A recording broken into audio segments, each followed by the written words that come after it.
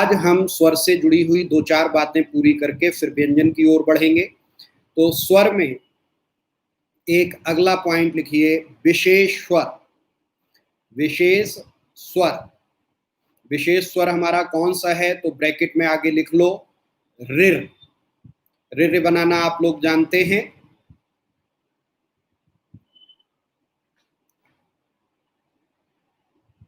रिर।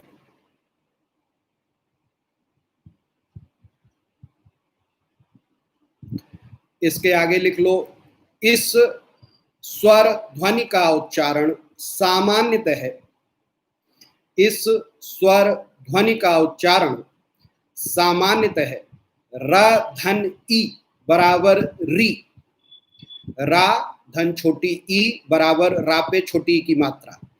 इस ध्वनि का उच्चारण सामान्यतः र धन ई बराबर री की तरह व्यंजनबद्ध होता है। व्यंजनबद्ध होता है।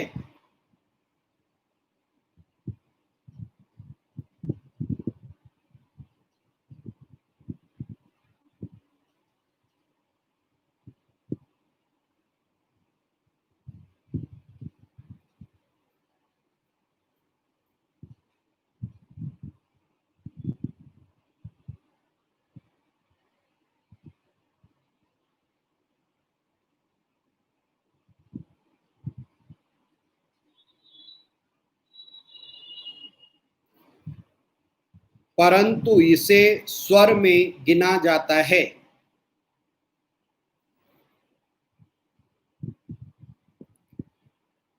परंतु इसे स्वर में गिना जाता है।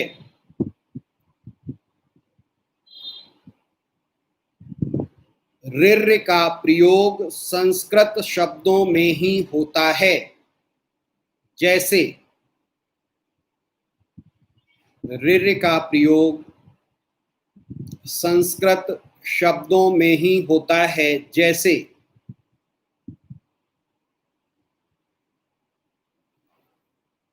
ऋषि, ऋतु,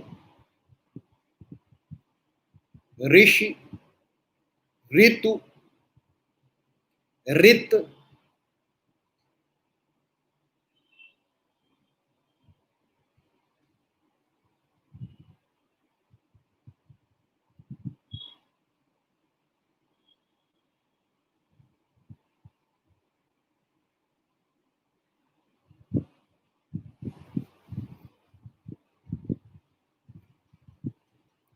विशेष स्वर इसे क्यों कहते हैं? क्योंकि यह आज की तारीख में सामान्य स्वर नहीं है। जनरली हिंदी वाले लोग इसको यूज नहीं करते हैं। इसका सिर्फ वहीं पर यूज है जहां पर सिर्फ हम तत्सम शब्द लाते हैं जो संस्कृत से ज्यों के त्यों हमारे यहाँ ले लिए गए हैं। इसलिए कहा जाता है इसे विशेष स्वर। सामान्यतः हिंदी में जो 11 स्वर मैंने बताए थे उनमें से 10 ही प्रयुक्त होते हैं आजकल। इसीलिए तुम लोगों में से बहुत से लोग सही रिर लिख नहीं पाते हैं। ठीक है।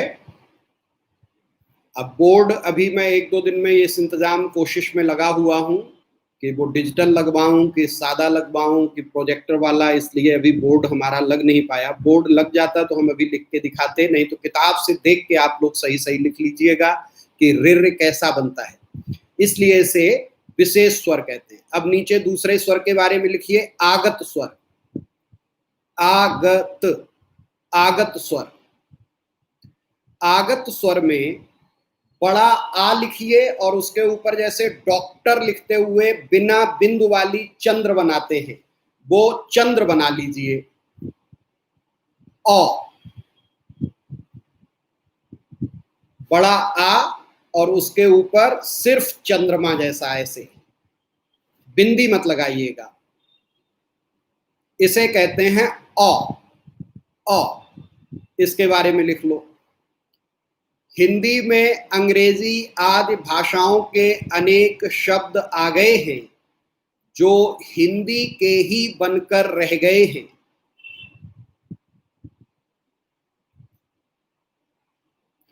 आ गए हैं जो हिंदी के ही बनकर रह गए हैं, इनकी कुछ ध्वनियां न तो हिंदी के ओ और न ही हिंदी के औ से मिलती हैं। ओ औ जो स्वर में पढ़ाए हैं उन दोनों के बीच की ये स्थिति होती है। तो इसलिए धीरे धीरे बोलूंगा। कई बार आप लोग लिख लीजिए कि हिंदी में अंग्रेजी आदि भाषाओं के अनेक शब्द आ गए हैं जो हिंदी के ही बनकर रह गए हैं। इनकी कुछ ध्वनियां न तो हिंदी के ओ और न ही औ से मिलती हैं।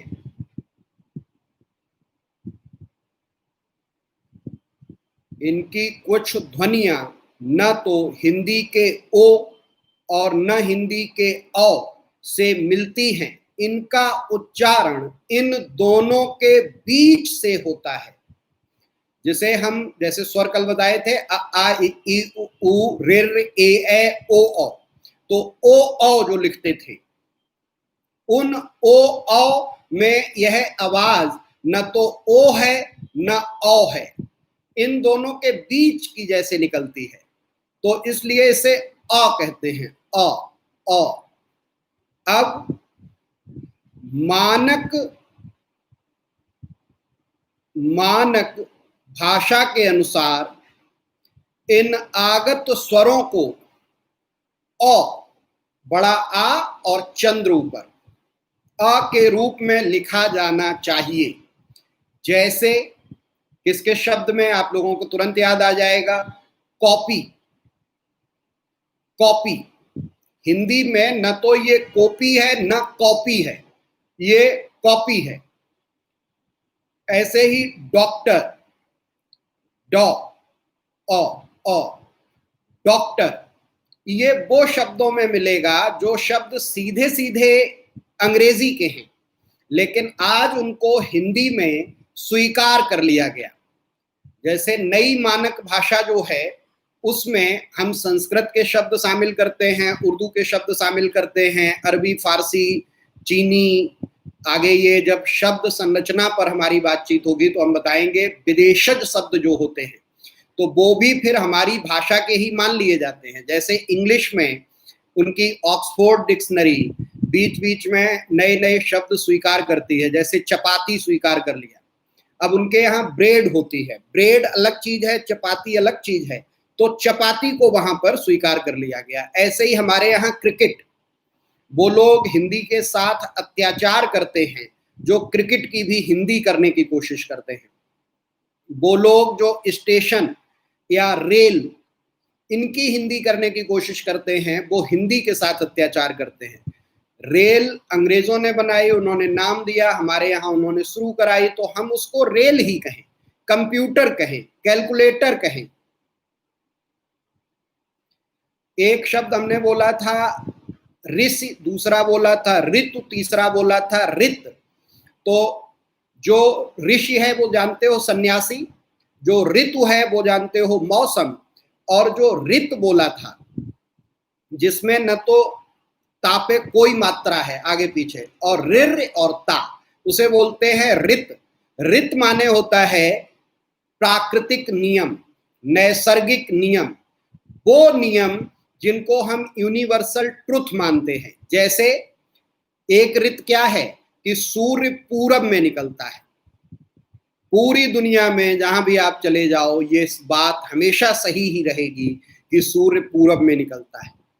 तो सूर्य पूरब में निकलता है, ये एक रित है। रात में अंधेरा होता है, दुनिया के हर हिस्से में कहीं भी चले जाओ रात में अंधेरा होता है, ये भी क्या है, रित। तो रित का मतलब वो नियम, वो बातें जो यूनिवर्सल ट्रुथ है। ठीक है बेटा, आगे फिर इसको समझो। औ, ये औ हमने अंग्रेजी शब्दों को जिन्हें हिंदी में स्वीकार कर लिया उनके ऊपर लगता है, इसलिए इसे हम आगत स्वर कहते हैं। ये इन 11 स्वर से अलग है, इसको हमने अपनी वर्णमाला में शामिल नहीं किया है, लेकिन कुछ शब्दों को जिन्हें हमने शामिल कर लिया अपनी भाषा में और उन शब्दों में यह प्रयुक्त होता है, इसलिए इसको हमने आगत स्वर के रूप में पढ़ना और पढ़ाना, सीखना सिखाना शुरू कर दिया। लेकिन मानक वर्णमाला में ये कभी भी शामिल नहीं किया जाएगा, क्योंकि ये कुछ शब्द आ गए जिनमें ये ध्वनि है। हमारी हिंदी की यह ध्वनि खुद की नहीं है। क्लियर? ये हो गए दो विशेष प्रकार के स्वर। अब यहीं पर एक हेडिंग डालिए, मात्रा। मात्रा, मात्रा किसे कहते हैं? मात्रा क्या होती है? मात्राएं हिंदी में बहुत महत्वपूर्ण होती हैं, ऊपर नीचे लगती हैं। बच्चे लिखने में भी व्याकरण में कंफ्यूज होते हैं जिनकी कमांड नहीं होती है। पहले तो इसकी परिभाषा लिख लो। इसकी परिभाषा में क्या लिखोगे कि जब स्वरों का प्रयोग व्यंजनों के साथ मिलाकर किया जाता है, जब स्वरों का प्रयोग व्यंजनों के साथ मिलाकर किया जाता है, तब उनका स्वरूप बदल जाता है। तब उनका स्वरूप बदल जाता है।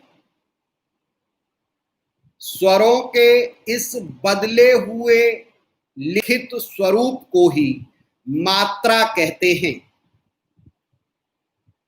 स्वरों के इस बदले हुए लिखित रूप को ही मात्रा कहते हैं।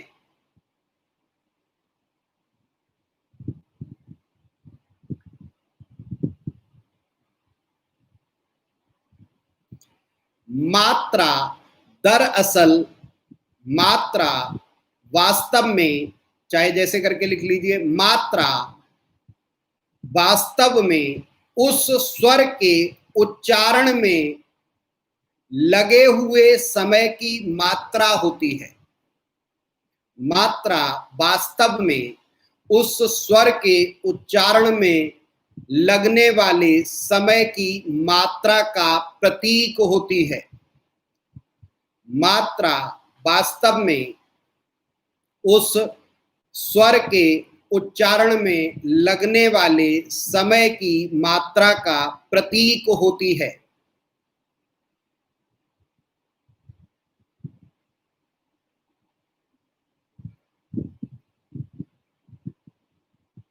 जैसे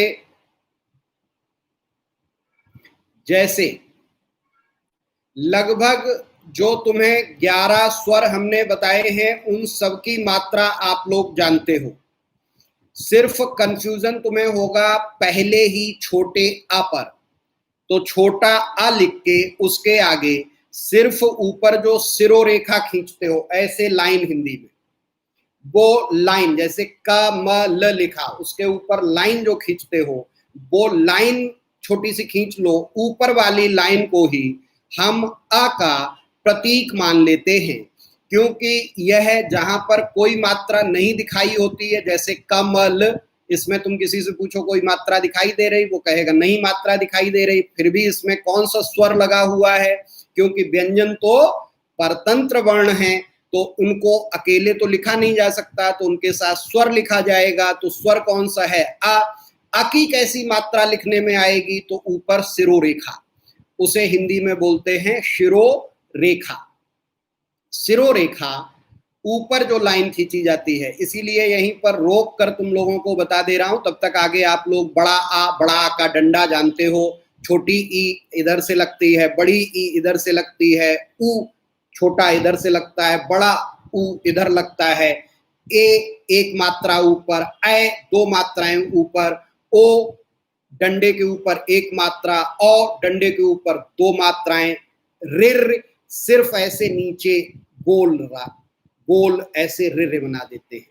तो ये सारी मात्राएं आप आगे लिखते जाओ, लेकिन यहीं पर हम जो छोटे अ की मात्रा सिरोरेखा बता रहे हैं, उसी के साथ तुम्हें एक और कॉन्सेप्ट बता दे रहे हैं कि देवनागरी लिपि, जिसे हम स्क्रिप्ट के तौर पर देवनागरी कहते हैं, उसकी अनिवार्य शर्त है कि उसमें सिरोरेखा ऊपर होनी चाहिए। इसलिए जो बच्चे हिंदी लिखते समय ऊपर लाइन नहीं खींचते हैं शब्दों पर, उनकी लिपि देवनागरी लिपि नहीं होती है। सामान्यतः नंबर नहीं काटते हैं टीचर, लेकिन मेरे जैसा खड़ूस टीचर होगा तो अगर जो ऊपर सिरोरेखा आपने नहीं खींची है तो कॉपी चेक करते हुए नंबर कट कर देगा। तो इसलिए जब भी हिंदी लिखें, देवनागरी लिपि में लिखें, तो ऊपर वाली रेखा बहुत जरूरी है, वही छोटे अ की मात्रा होती है। इसलिए हमने 11 की 11 मात्राएं आपको बता दी, आप लोगों ने लिख ली होंगी।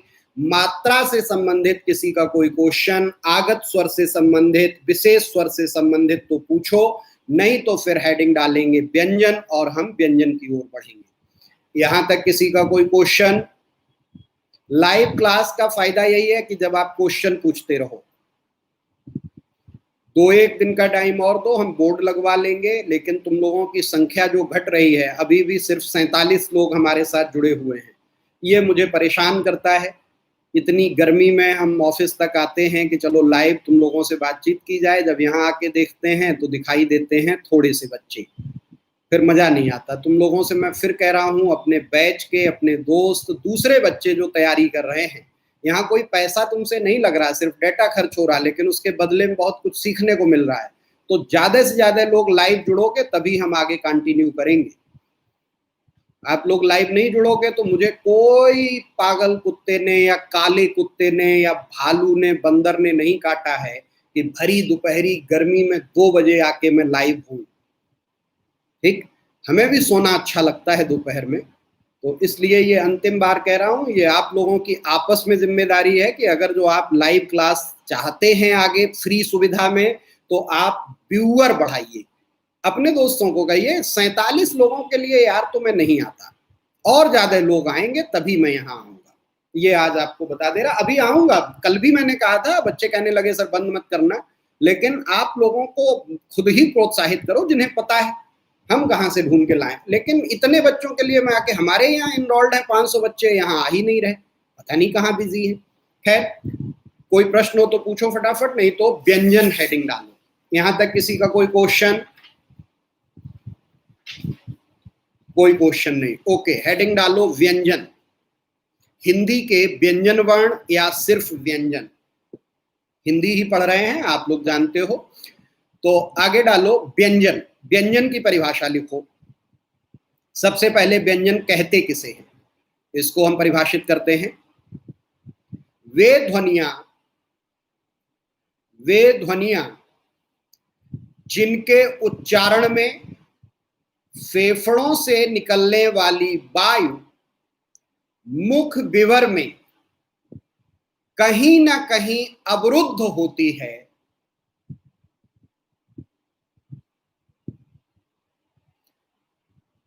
वे ध्वनियां जिनके उच्चारण में फेफड़ों से बाहर निकलने वाली वायु मुख विवर में कहीं ना कहीं अवरुद्ध होती है, उन्हें व्यंजन वर्ण कहते हैं। व्यंजन वर्ण परतंत्र होते हैं, व्यंजन वर्ण परतंत्र वर्ण होते हैं, अर्थात उनका उच्चारण स्वरों की सहायता से ही होता है, अर्थात उनका उच्चारण स्वरों की सहायता से ही होता है। जैसे क ख ग, क ख ग, पूरे नहीं लिखाएंगे इसलिए जैसे करके, अब आगे वर्गीकरण में हम इन्हें अलग अलग पढ़ाएंगे। फिर एक बार परिभाषा रिपीट कर रहे हैं, आप लोग ठीक से सुनकर लिख लीजिए। जो इसमें डाउट हो, अभी मैं समझाऊंगा, इस परिभाषा को स्पष्ट करूंगा। जो भी इसमें पैदा हो प्रश्न, वो आप लाइव में मुझसे पूछते जाइए। प्रश्न पूछने से शर्माइए मत, 1-2 बार डांट भी पड़ेगी तो कोई बात नहीं, लेकिन आप पूछिए जरूर। मैं तो क्लास में भी लाइव कहता हूं, जब क्लास में पढ़ाता हूं, डांटूं मैं कितना भी, लेकिन मुझसे पूछो, पूछना मत बंद करो। विद्यार्थी के मन में जिज्ञासा होनी चाहिए, उसे पूछना चाहिए। गलत होगा तो मैं कह दूंगा ये आगे आएगा, अभी बाद में बताऊंगा, अभी जल्दी जल्दी मत भागो। लेकिन तुम पूछते रहो, हम तुम्हें उसके लिए डांटते रहें और जो सही हो उसे बताते रहें। तो व्यंजन की परिभाषा मैं रिपीट कर रहा हूं, फिर समझाऊंगा। वे वर्ण, वे ध्वनियां जिनके उच्चारण में फेफड़ों से निकलने वाली वायु मुख विवर में कहीं ना कहीं अवरुद्ध होती है, व्यंजन वर्ण कहलाते हैं। व्यंजन वर्ण परतंत्र वर्ण होते हैं, अर्थात उनका उच्चारण स्वरों की सहायता से ही होता है। उनका उच्चारण स्वरों की सहायता से ही होता है। अब पहले समझ लो, स्वर में मैंने बताया था, स्वर की परिभाषा, वे ध्वनियां जिनके उच्चारण में फेफड़ों से निकलने वाली वायु मुख विवर में पूर्ण अवरुद्ध हुए बिना मुख से बाहर निकल जाती है, मुख या नाक से बाहर निकल जाती, उन्हें स्वर कहते हैं। यहां पे हमने क्या बताया, वे ध्वनियां जिनके उच्चारण में फेफड़ों से बाहर निकलने वाली वायु मुख में कहीं ना कहीं, एक जगह कोई नहीं बताई, अलग अलग जगह ध्वनियां पैदा होती है, कहीं ना कहीं अवरुद्ध होती है, एक बार पूरी रुकेगी और फिर निकलेगी। जैसे हमने उस दिन उदाहरण तुम्हें प वर्ग का बताया था, पा फा बा भा मा, तो पा फा इसमें होठ पे पूरी अवरुद्ध होती है, टा ठा डा इसमें मूर्धा पर होती है, चा छा जा इसमें तालु पर होती है, और का खा गा घा ञ इसमें कंठ पर होती है, ठीक। ता था दा धा ना इसमें दंत पर होती है। अलग अलग जगह पर कहीं ना कहीं पूर्ण रूप से वायु अवरुद्ध होती है, तभी हम इन्हें व्यंजन कहते हैं। दूसरी चीज साथ में बताई कि यह परतंत्र वर्ण होते हैं। तो स्वर की भी परिभाषा में बताया था, यह स्वतंत्र वर्ण होते हैं, अर्थात इन्हें किसी अन्य वर्ण की जरूरत नहीं होती है, इंडिपेंडेंट है। लेकिन जो कंसोनेंट हैं, जो व्यंजन हैं कंसोनेंट, इनको हमेशा किसी न किसी की जरूरत पड़ती है, तो इनको परतंत्र कहते हैं। जैसे का म ल, तो आ की जरूरत पड़ी तीनों को। पानी, तो पा को बड़े आ की और ना को बड़ी ई की।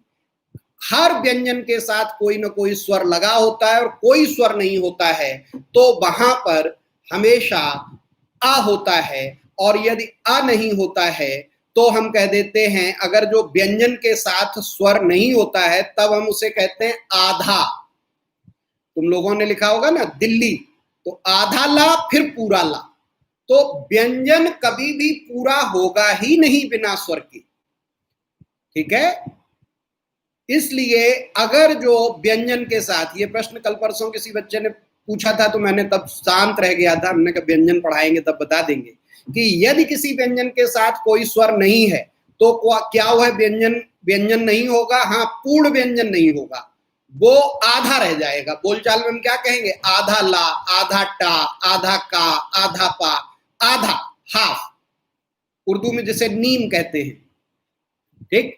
एक दो क्वेश्चन आया है, सर द्विगुण व्यंजन को किसी और नाम से भी जानते हैं क्या? अरे राज महाराज, अभी द्विगुण थोड़ी देर में तुरंत बताऊंगा, अभी आने तो दो। हाँ, द्विगुण को उत्क्षिप्त व्यंजन भी कहते हैं, अभी बता दे रहा हूं, वहां फिर बता दूंगा। द्विगुण व्यंजन को उत्क्षिप्त व्यंजन भी कहा जाता है। आगे आगे भागते हो।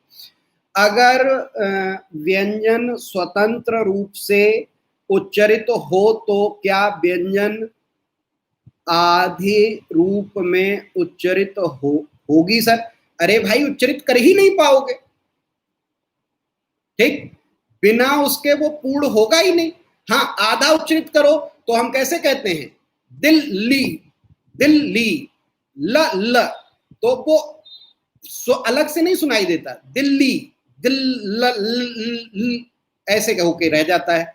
कोई भी जहां आधा होगा, बच्चा, बच, बच, च के बाद फिर कुछ आगे है ही नहीं, तो इसलिए इसको तत्सम शब्द में स्वर और व्यंजन क्या होंगे? प्रश्न ही बहुत खराब है। तत्सम शब्द हो, इससे क्या लेना देना? स्वर स्वर होगा, व्यंजन व्यंजन होगा। ठीक से प्रश्न पूछना, अभी शब्द भी जब पढ़ लेना, तत्सम तद्भव। तत्सम में स्वर और व्यंजन क्या होगा, इसका क्या मतलब है? या तो पूरा प्रश्न पूछो सही, तब उत्तर दूंगा। ठीक बेटा?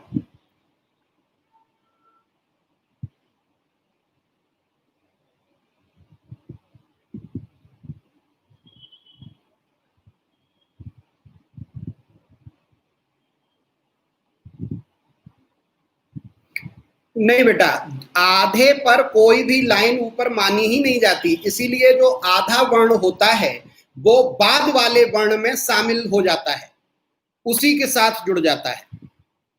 ठीक है, एक क्वेश्चन आया है, सर क्या इसलिए आधा वर्ण लिखने पर ऊपर लाइन नहीं खींचते, जैसे ध्वनि में आधे पर ऊपर? वो तो जैसे था है, वहां ऊपर लाइन नहीं खींची जाती है, लेकिन जहां आधा वर्ण रह जाता है व्यंजन, वो आगे तुम्हें ध्वनि निकलवाएंगे, आगे जब द्विगुण और द्वित्व तक जाएंगे तब ये चीजें और क्लियर हो जाएंगी, लेकिन अभी जितनी परिभाषा समझाई उतनी समझ लो। क्या बताया कि इनके उच्चारण में हवा कहीं न कहीं टकराती है, और जिस स्थान पर अवरुद्ध होती है उसी स्थान के आधार पर इन्हें उस स्थान से उच्चरित व्यंजन के रूप में जाना जाता है। ठीक, अवरुद्ध का मीनिंग बताइए। अच्छा, जो आदेश आपका श्रीमान, नहीं मैडम जी, मैडम जी, अवरुद्ध का मतलब होता है रुकावट, रोक। रुद्ध माने रोक देना, रुक जाना। निर्बाध मतलब बिना बाधा के, और अवरुद्ध माने बाधा, बाधा, रोक, टकराहट, बैरियर, ये सब अवरुद्ध है। तब ल को कैसे लिख सकते हैं? अगर जो ला आधा लिख रहे हो तो नीचे तुमने हलंत लगाई तो है, ये आधा ला लिखा हुआ है। अगर जो इसके साथ तुम स्वर नहीं दिखाना चाह रहे तो लिखने में ऐसे ही लिखते हैं। पूरा ला है तो उसके साथ अगर जो तुमने हलंत नहीं लगाई तो मान लिया जाएगा इसमें छोटा अ जुड़ा हुआ है, और छोटे अ के अलावा कोई भी और स्वर जुड़ा हुआ है तो उसकी मात्रा साथ में तुम्हें दिखाई देगी। छोटे अ की मात्रा ऊपर डंडा में मान ली जाती है, इसलिए वो दिखाई नहीं देती है। ठीक, परिभाषा समझ लो, उससे प्रश्न पूछो, बाकी अभी आगे पढ़ाऊंगा तब क्लियर होगा। परिभाषा में जो बताया, जैसे अवरुद्ध पूछा, ये सही पूछा, अवरुद्ध माने रोक। मुख में जहां पर अवरुद्ध होगी हवा, वायु निकल रही है, कहां से? फेफड़े से निकलती है, मुख या नाक से बाहर जाती है, जहां पर बीच में वो रुकेगी, जहां उसके लिए बैरियर लग जाएगा, उसी जगह को उस जगह से उच्चरित होने वाला व्यंजन वर्ण कह दिया जाएगा। जैसे जो कवर्ग है, अब आगे नीचे लिख लो, हेडिंग डालो, व्यंजनों का वर्गीकरण। व्यंजनों का वर्गीकरण, क्लासिफिकेशन पढ़ लो और स्पष्ट हो जाएगा कैसे कैसे हम इन्हें बांटते हैं। तो नंबर 1 हेडिंग डालो, स्पर्श व्यंजन। नंबर 1 स्पर्श व्यंजन।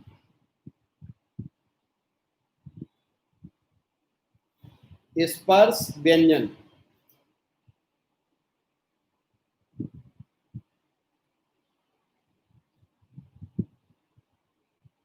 स्पर्श व्यंजन की परिभाषा लिख लो।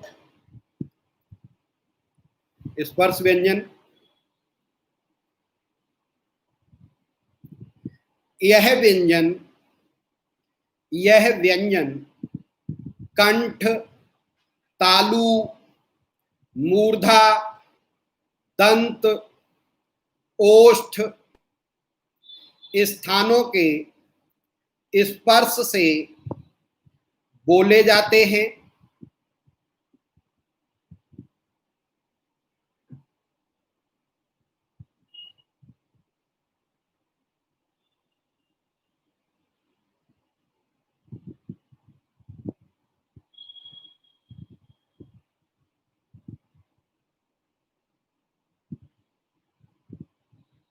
यह व्यंजन कंठ, तालु, मूर्धा, दंत और ओष्ठ स्थानों के स्पर्श से बोले जाते हैं। इन्हें हम वर्गीय व्यंजन भी कहते हैं।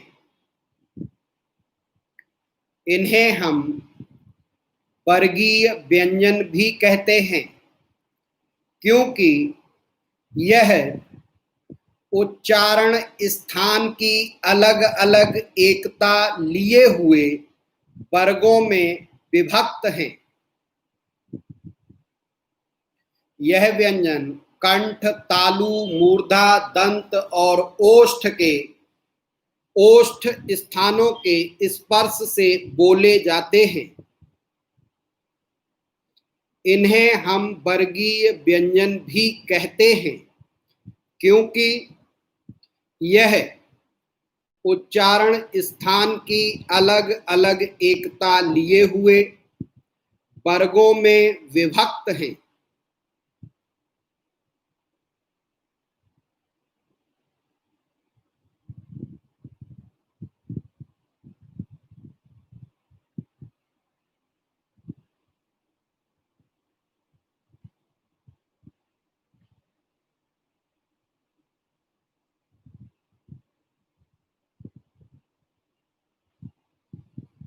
ये परिभाषा आप लोगों ने लिख ली। एक प्रश्न आया है सिंबल को हिंदी में दो टाइप से। बेटा कौन सा सिंबल कैसे तुम लिख रहे हो, ये बिना देखे तो मैं नहीं बता सकता, या तो लिख के भेजो दोनों, तब मैं बताऊं दोनों में कौन सा सही। और बाकी अभी परेशान मत हो, तुम खुद ही जान जाओगे कौन सा सही है। पहले वर्णमाला पढ़ लो। अभी वर्णमाला तो हमारी पूरी हुई नहीं है। वर्णमाला के बाद हम शब्द रचना पर जाएंगे। शब्द रचना में हम संधि और उपसर्ग, प्रत्यय, समास, ये सारी चीजें जब पढ़ेंगे तब हम शब्दों के शुद्ध और अशुद्ध रूप के लिए जाएंगे कि शुद्ध रूप कौन सा है, शुद्ध रूप कौन सा है। तो वहां तक आने तक की चीजें जान लो, तुम खुद ही जान जाओगे। और अगर जो अभी जानना चाह रहे दोनों लिख के भेजो, लेकिन अभी मत परेशान हो। सबको कह रहा जो समझा रहा उस पर फोकस करो, उससे प्रश्न पूछा करो, वो कॉन्सेप्ट क्लियर हो जाएगा। एक एक कॉन्सेप्ट क्लियर होता चला जाएगा तो सारी चीजें तुम खुद निकाल लोगे, किसी और के भरोसे नहीं रहना पड़ता है। इसलिए रिक्वेस्ट है मेरी कि आप लोग क्या करो, पहले जो कॉन्सेप्ट समझा रहे उसको समझो। सुनते टाइम बहुत लगता है कि जो चीज मेरे मन में कभी अटकी थी हम पूछ, अरे कुआं खोदना सीख लो, पानी तो खुद पी ही लोगे। चलो पहले इस परिभाषा को समझो। हमने क्या बताया कि स्पर्श व्यंजन जो हैं, जिन्हें हम स्पर्श व्यंजन कहते हैं, यह स्पर्श व्यंजन कंठ, तालु, मूर्धा, दंत, ओष्ठ स्थानों के स्पर्श से बोले जाते हैं, इसीलिए हम इन्हें स्पर्श व्यंजन कहते हैं। और स्पर्श इनका एक एक जगह होता है, और जहां पर इनका स्पर्श होता है उस स्थान की एकता लिए हुए इन्हें एक वर्ग में बांट देते हैं। जैसे कवर्ग, ठीक, कवर्ग कहां से, कंठ से, चवर्ग तालु से, टवर्ग मूर्धा से, तवर्ग दंत से, और पवर्ग होठ से। तो अलग अलग स्थानों की एकता के आधार पर इन्हें अलग अलग वर्ग में बांट देते हैं, इसलिए इन्हें वर्गीय व्यंजन भी कहते हैं। यह परिभाषा लिखाई। एक क्वेश्चन क्या है, सर आपसे पढ़ने की बहुत इच्छा थी सर जी, जो किन्हीं कारणों से पूरी नहीं हो पाई थी, but sir ji I am so lucky कि आपका मार्गदर्शन मिल रहा है यूट्यूब के माध्यम से। प्रणाम गुरुदेव। अरे भाई ऐसा कुछ नहीं यार, बहुत साधारण सा आदमी हूँ, जब चाहो तब आके सामने से पढ़ लो। हाँ चलो थैंक यू, अगर जो लग रहा है कि मैं ठीक पढ़ा रहा हूँ। क्या बता रहा था, परिभाषा स्पर्श व्यंजन की, उसमें किसी का कोई डाउट है तो पूछ लो। स्पर्श व्यंजन को मैंने क्या बताया कि यह किसी भी अंग के एक स्थान के स्पर्श, जैसे कंठ, तालु, मूर्धा, दंत और ओष्ठ स्थानों से। ये सब किताबों में लिखा हुआ है, जो भी तुम्हारे पास सामान्य हिंदी किताब होगी उसमें ये सब शब्द लिखे होंगे। हम तुम्हें सिर्फ समझा रहे हैं, यूट्यूब पे हम तुम्हें सिर्फ समझा रहे हैं, बाकी तो सब तुम्हारी किताबों में लिखा हुआ है। सारी हिंदी तुम आज तक पढ़ के आए हो, यहाँ जुड़े हुआ ऐसा कोई भी आदमी नहीं होगा जो हिंदी पढ़ के ना आया हो।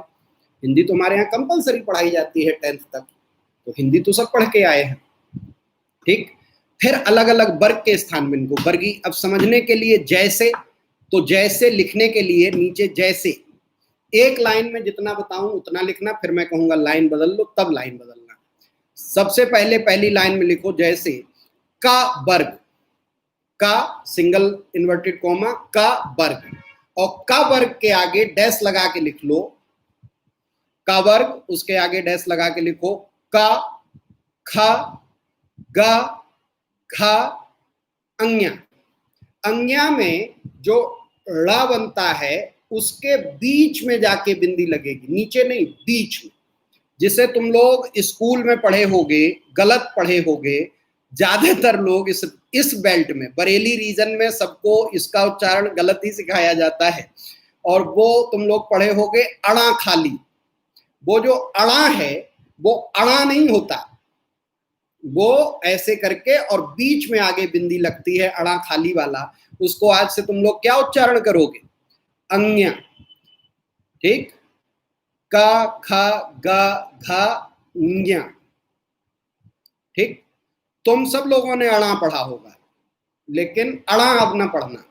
मानक हिंदी में उसको हम कहेंगे क ख ग घ अंग्या।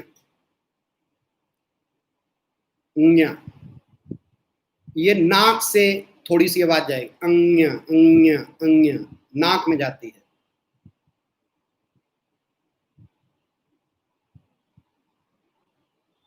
ठीक,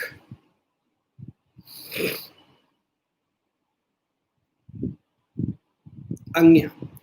और आगे डैश लगा के लिख लो कंठ। कंठ, ये जो कवर्ग है जिसमें हमने 5 वर्ण लिखाए, क ख ग घ अंग्या, ये कहां से बोले जाते हैं? तो डैश लगा के आगे लिख लो। अरे मौर्य साहब थोड़ी देर ठहर जाओ, मूर्धा आएगी तब समझाऊंगा मूर्धा क्या होती है। ठीक, कंठ। अब कंठ क्या होता है? कंठ होता है ये, आप लोग वीडियो देख रहे, ये जब मैं बोल रहा हूं तो यहाँ पे एक गट्टका जैसा ऊपर नीचे हो रहा है। तुम लोग भी बोलोगे तो तुम्हारा भी होगा। और ये गट्टका शुरू में बच्चों में दिखाई नहीं देता है, जब जैसे जैसे बोलते, जो लोग जितना ज्यादा बोलते हैं उन लोगों का ये हिस्सा बड़ा होता जाएगा।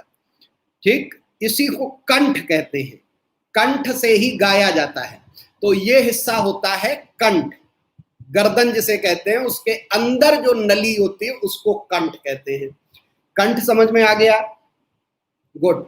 अब कंठ से क्या क्या? 5। ऐसे ही अब अगली लाइन में आ जाओ। अगली लाइन में लिखो च वर्ग। च वर्ग, च वर्ग में का वर्ग के नीचे च वर्ग, फिर डैश लगा के इसके आगे भी 5 लिखो। कौन कौन से? च, छ, ज, छ, य। च, छ, ज, छ, य। देखो तुम लोग अगर जो घर में अपना कैमरा चालू करके और उस पर पढ़ रहे होगे, बगल में घर वाले सुन रहे होंगे तो हंस रहे होंगे कि देखो कक्षा 1-2 की पढ़ाई पढ़ रहा है लड़का या लड़की। तो इसलिए हेडफोन लगा लेना, और देखने के लिए कि ये सब कहाँ पे मिलेगा, तो घर में जो कोई छोटा बच्चा हो उसकी किताब निकाल लेना, क्लास एनसी, यूकेजी, कौन कौन से क्लास होते हैं, क्लास फर्स्ट से नीचे कोई किताब, उसमें तुम्हें ये सब मिल जाएगा। तो अगला हमने लिखाया कौन सा? च वर्ग। च वर्ग, इनमें जो पहला अक्षर होता है उसी के नाम पे इनका नाम रख देते हैं। तो च वर्ग में च, छ, ज, झ, य, और डैश लगा के आगे लिख लो, डैश में आगे लिख लो तालु। तालु। अब यहां पर, अच्छा अमन पेरेंट्स को साथ पढ़ा रहे हो यार, ऐसा मत करो। संजय सर को मेरा प्रणाम, हम लोग तो उन लोगों से सीखते हैं। हाँ ठीक है, वो तुम्हें देख रहे हैं कि तुम क्या पढ़ रहे हो, वो लोग नहीं पढ़ रहे हैं, तुम पे निगाह रख रहे हैं, तुम गलत समझ रहे हो बेटा। हाँ, तालु। तालु किसे कहते हैं पहले तालु समझो। तो जो ये कंठ हो गया तुम्हारा, यहां से जहां से घुमाव आता है, और अगर जो कभी मुंह में, मुंह बंद करके जीभ पीछे ले जाओ ऐसे, पीछे जीभ जब ले जाओगे तो तुम्हें मुंह में नाक की ओर जाते हुए 2 छेद मिलेंगे। और बचपन में जहां से तुम नाक सुड़कते थे, नाक खींचिए कभी अंदर, तो जिन 2 छेदों से आती है, वो छेद जहां पर है, और जहां पर वो कौआ लटक रहा है जो हमने बताया था अलजिभ्या, तो उस लटकते हुए कौए और 2 छेदों वाले मुलायम हिस्से को हम तालु कहते हैं। सामान्यतः तुम लोग तालु किसे जानते हो? जो जीभ के ऊपर मजबूत हिस्सा है। ठीक, जैसे हम अपने मुंह का तुम्हें कैमरे पे दिखा दें, ऊपर जो दांतों के बाद मजबूत सतह है उसे तुम लोग जानते हो कि इसे तालु कहते हैं। ये तालु नहीं, ये मूर्धा होती है। अभी जो बच्चा पूछ रहा था मौर्य साहब मूर्धा क्या होती है, मूर्धा जिसे तुम गलतफहमी में तालु जानते हो, हकीकत में जो दांत के बाद जीभ के ऊपर, जिसके नीचे जीभ रहती है, जिससे ऊपर जीभ टकराती है, वो तालु नहीं, वो मूर्धा होता है।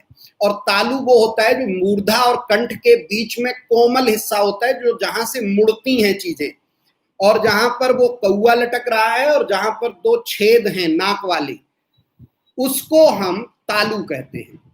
तालु के जगह पर कब हवा रुकती है, जब हम उच्चारण करते हैं। जैसे हम का खा का वर्ग बोलेंगे, क ख ग घ अंग्य, तो हमारा यहां पर जोर पड़ता है। क ख ग घ बोलते में भी दिखेगा। जब हम च छ ज छ बोलते हैं तो हवा नीचे से आती है और पीछे जीभ ऊपर की ओर उठती है तालु की ओर, और वहां पर हवा टकराती है सीधी, और फिर इधर को रुककर अवरुद्ध होकर टकरा कर आती है, तब चा छा जा झा की आवाज आती है। तो जहां पे वो तालु ऊपर दो छेद है, मुलायम जगह, वहीं पे हवा टकराती है, इसलिए इन्हें तालु से उच्चरित। तो चवर्ग चा छा जा झा, या उसके आगे डैश लगा के ताल। फिर उसके नीचे अगली लाइन में टवर्ग ट, और टवर्ग में कौन कौन से वर्ण आते हैं तो आगे लिख लो ट ठ ड ठ ळ। लेकिन इसमें ट ठ ड ढ इनमें कहीं बिंदी नहीं है। ड ढ ट ठ ड ढ ळ, रावण वाला ळ। ये कहां से बोले जाते हैं तो डैश लगा के आगे लिख लेना मूर्धा। मूर्धा।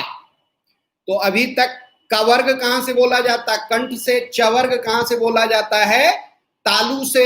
और टवर्ग कहां से बोला जाता है, मूर्धा से। मैंने बताया था मुख में सबके यही क्रम है। क्या क्रम है, कंठ, तालु, मूर्धा, दंत, ओष्ठ। ठीक, किसी के मुंह में इससे अलग गड़बड़ हो तो वो विशेष अवस्था होगी, वैसे होगा ही नहीं किसी के। अब तुमने आज तक वर्णमाला रटी थी, का खा गा घा अंग्या चा छा जा झा या टा टा डा डा डा ता था दा धा ना पा फा वा भा मा। फिर उसी में वो पूछ देता था, अच्छा ये बताओ धा कहां से उच्चरित होता है। अब तुम सोचते थे धा कहां से, फिर रटते थे धा कहां से। धा क्या रटने की जरूरत, धा कहां आ रहा, ता था दा धा, तो ता वर्ग में आ रहा। ता वर्ग कहां पे आएगा, का चा ता, ता आएगा तो ता हमारा दंत से आ जाएगा। का कवर्ग, चवर्ग, तवर्ग, टवर्ग। तो जहां भी धा तवर्ग में आ रहा, तवर्ग के पांचों कहां से, दंत से, तो वो दंत हो गया। तो कभी भी तुम मुंह का ये क्रम नहीं भूल सकते, इसलिए कौन सा स्पर्श व्यंजन कहां से उच्चरित होता है ये कभी भूल ही नहीं सकते तुम। इसलिए तुमसे कह रहा हूं कि इतना वैज्ञानिक है, इसको एक बार कॉन्सेप्चुअली समझ लो, मजा आ जाएगा। हमने क्या लिखाया, टवर्ग। टवर्ग में टा ठा डा ढा ढ़ और आगे डैश लगा के मूर्धा। अब यही वो मूर्धा है मौर्य साहब जो जीभ के ऊपर है। जैसे जब तुम ट बोलते हो तो तुम्हारी जीभ मुंह में ऊपर उठती है और घूम के जाके ऊपर मूर्धा से लग जाती है, ये ठीक। टा ठा डा ढा ळ, इनका उच्चारण करते समय कोई भी बच्चा ये कहे कि हम जीभ उठा के ऊपर नहीं टच करेंगे और बोल के दिखा देंगे, तो तुम नहीं बोल पाओगे। टा ठा डा ढा ळ, इनमें जीभ जाके मूर्धा से टच होती है और इसीलिए मूर्धा पर आके हवा रुकती है। इसलिए टवर्ग का उच्चारण मूर्धा के स्थान पर उच्चरित होता है। टा ठा डा ढा ळ। अभी यहां पे द्विगुण और उच्छिप्त मैं छोड़ दे रहा हूं, जो बाद में बताऊंगा। अगली लाइन में चौथी लाइन आ जाएगी, उसमें लिखो तवर्ग। तवर्ग, और तवर्ग के आगे डैश लगा के लिखो ता था द ध न। ता था द ध न, और आगे डैश लगा के लिख लो दंत। जब हम तवर्ग का उच्चारण करते हैं तो इनमें हमारी जीभ दांतों से आकर टच होती है और दांतों पर हवा अवरुद्ध होती है, इसलिए हम इसे दंत से उच्चरित बोलते हैं। ता, था, दा, धा, ना। ठीक, ता वर्ग हो गया। और पांचवी लाइन में आके नीचे लिखो क्या, पा वर्ग। पा, था, बा, भा, मा, और डैश लगा के आगे लिख लो ओष्ठ। ओठ जिन्हें कहते हैं, लिप्स जिन्हें कहते हैं, ओष्ठ। तो पवर्ग का उच्चारण कहां से हो रहा, पवर्ग का उच्चारण हो रहा है होठ से।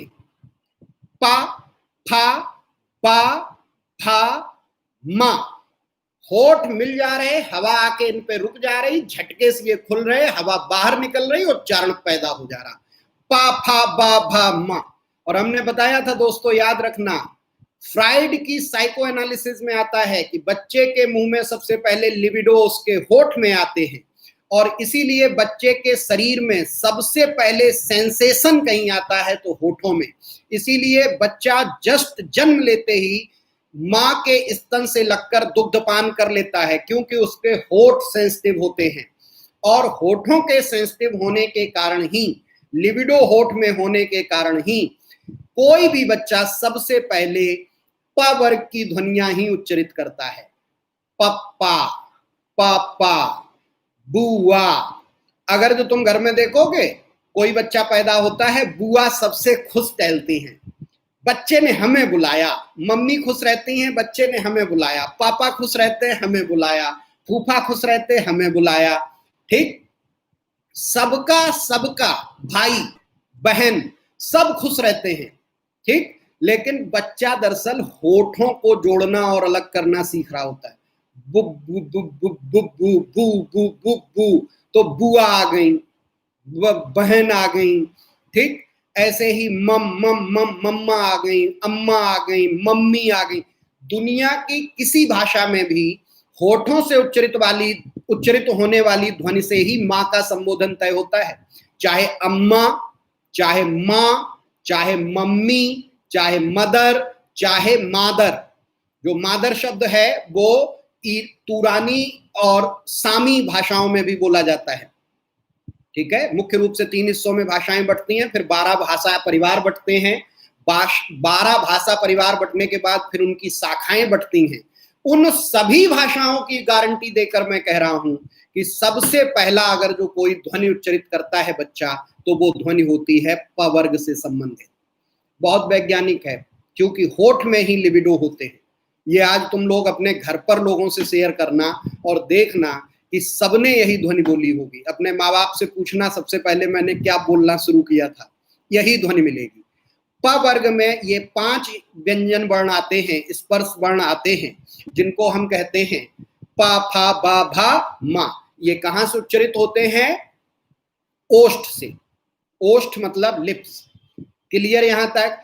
अब हमने तुम्हें ये 5 वर्गों में 5-5 लिखाई, ये 25 हो गए, लेकिन अभी ठहरे रहना। अब छठी लाइन में लिखो, छठी लाइन में लिखो, 6 लाइन में लिखो, उत्क्षिप्त या द्विगुण व्यंजन। उत्क्षिप्त या द्विगुण व्यंजन। उत्क्षिप्त या द्विगुण व्यंजन। ये उत्क्षिप्त भी कहे जाते हैं, इन्हें द्विगुण भी कहा जाता है। ये कौन से व्यंजन होते हैं, ये स्पर्श में ही आते हैं।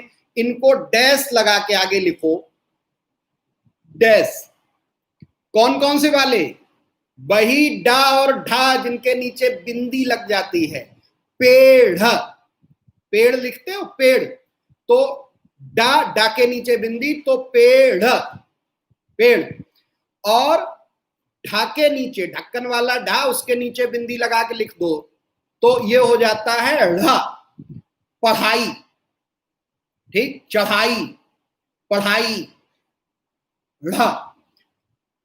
तो ढ़ और ढ, ढ़ और ढ, ये क्या है, द्विगुण या उत्क्षिप्त व्यंजन। इनके आगे डैश लगा के लिख लो। ये कहां से बोले जाएंगे, मूर्धा।